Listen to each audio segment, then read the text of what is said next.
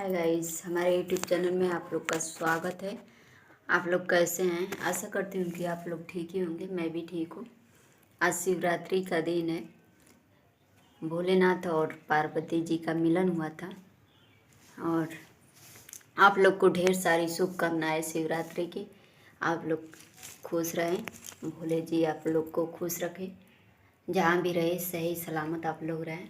दुआ करती हूँ आप लोग भी मेरे ऊपर दुआ करिए कि मैं भी ठीक रहूँ और ऐसे ही मुझे दुलार प्यार आप लोग बनाए रखिए और मेरा सपोर्ट करिए, लाइक शेयर करिए मेरी वीडियो को। और आज साड़ी मैं पहनी हूँ, साड़ी में कैसी लग रही हूँ?